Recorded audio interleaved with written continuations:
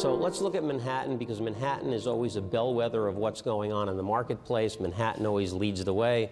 It leads the down when the market's going down. It leads the up when the market's going up. And we see that the numbers in Manhattan are off more significantly than they are market-wide. The number of properties sold is on pace for 775. That's down 29%. And if you look at that 775, there are several years that have outpaced that over the last 10 or so. If we look at the dollar volume this year is on pace for about $40 billion. That will be down 32% from the nearly $60 billion that we had last year in the Manhattan submarket. And in terms of price per square foot, amazingly, the average price per foot of all investment properties in the city, over $1,500 a foot so far this year. And again, if we take out those two retail condominium sales, we see that the appreciation rate in Manhattan is about 4% at $1,384 a square foot. Cap rates, if you look at this cap rate trend and compare that to the citywide trend, the citywide trend is getting convex. This is getting even more convex. You can see that we're only down 5 basis points this year from last year, again indicative that prices are absolutely plateauing. So let's look at a couple of different product types in Manhattan: development, office, retail, and multifamily, and see how those sectors are doing. In the development market, you can see that the number of properties sold is down 33%. We're on pace for about 80. But look at this, the dollar volume is down 71% in Manhattan. And that number, I believe, is artificially skewed high.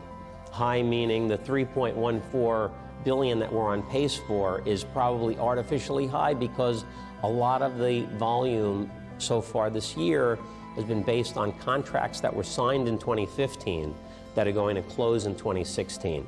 So we've seen quarter after quarter after quarter the volume is slowing. So our projection is that we probably end up this year on the dollar volume of development sites sold in Manhattan down 80%. We look at total buildable square footage, that's down 61%. But on the development side, even though I said that values have fallen 20 to 25%, and we do believe that's the case, the statistics show that we're up 6%. And so you look at the actual data and you'd say, the market's still going up, everything is great. It's not true. It's because the folks who are getting bids at 10 and 20 and 25 and 30% below what they were expecting are just simply not transacting. And this was very, very indicative of what happened in the market back in the last cycle. In the peak of the last cycle in 2006, there were 321 development sites sold in Manhattan alone. And the average price per foot back in 2006 was $375 a buildable foot. By 2009, that $375 average had dropped to $335 a square foot. That's about a 12% drop. So you'd say, oh, that's not so bad. But the reality was in 2009 that land in Manhattan was worth about $150 a foot. And nobody was selling. So the 321 sales that occurred in 2006 dropped to just 13 in 2009. And of those 13 sales that occurred, 11 of them were sites that were purchased by users that were building buildings for their own occupancy. So there really were only 2 commercial transactions that were done in 2009. So the 12% drop in value really was not indicative of what was actually going on in the market, just as this 6% increase is really not indicative of what we're seeing in the market today either. If we look at the office sector, number of office buildings sold in Manhattan is on pace for 68 this year. That would be down about 40%. The dollar volume is down about 23%. So you have a 40% reduction in the number of properties sold, 23% reduction in dollar volume. That means larger properties are selling this year, but we're still on pace for a 23% reduction.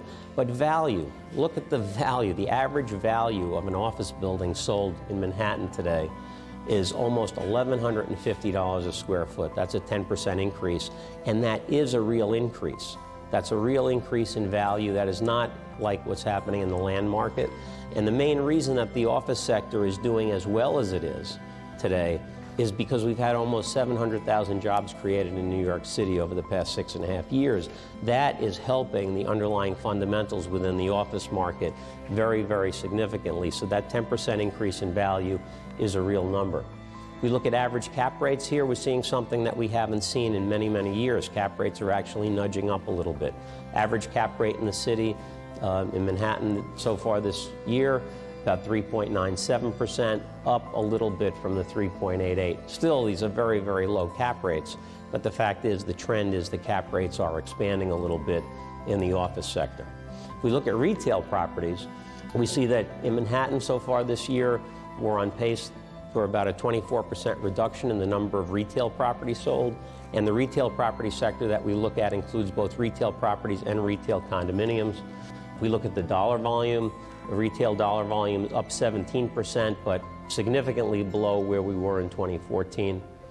And here, what we did to try to equalize these numbers, in 2014, there were two sales that occurred. 737 Madison, which was the Chanel space, sold for over $30,000 a square foot, and 697 Fifth Avenue, the St. Regis retail space, was about $28,000 a square foot. We took those two numbers out of the stats, and we took 106 and 139 Spring Street out of this year's stats, and we see that we have about a 25% increase in value in the retail sector from last year, but we're down about 3% from where we were in 2014. And there are some stresses in the retail market relative to rent levels. We're going to talk about that a little later when we look at some factors that we're going to be watching moving forward. But here, look at the cap rates on retail, and this, I think, is very indicative of what's happening in the retail market, the difficulty owners are having renting stores today. The average cap rate for retail in the city is up to almost 4.5%. That's almost a 100 basis point increase in retail cap rates. That, to us, was shocking. And we looked at these numbers, we scrubbed these numbers. Those are real numbers. We look at the multifamily space.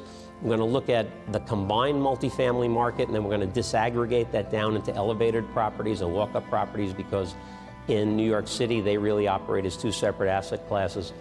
Combined, all apartment buildings this year, the number of properties sold on pace to be down about 18%. Dollar volume on pace to be down about 19%. Again, prices are increasing. Average price per foot for the first time has exceeded $1,000 per square foot. It's up 4% from last year.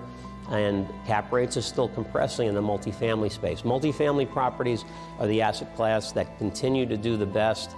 They usually are the stickiest in terms of hanging in there the most when a market is in transition, and also come back very, very quickly, but about a 14 basis point drop in average cap rates so far this year.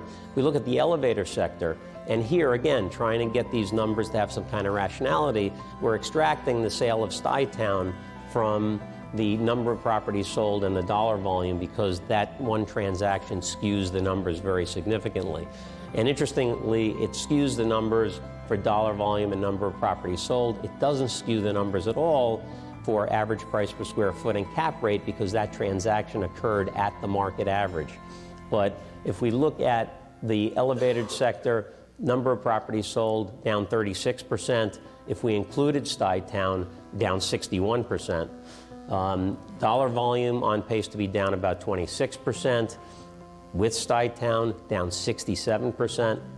And then if we look at the price per square foot, you see we're at $966. That's about a 2% increase over last year. The average cap rate has dropped to 3.15%. And believe it or not, that is not an all-time low.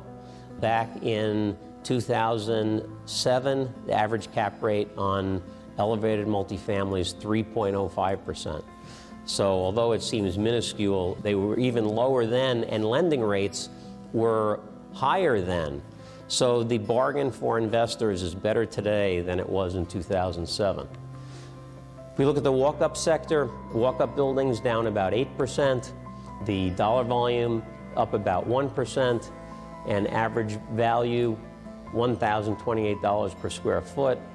Interestingly, and this is a dynamic that occurs frequently, most investors believe that elevated properties sell for more per square foot than walk-up properties do. But that's not the case. Walk-ups actually sell for a higher price per square foot than elevated properties.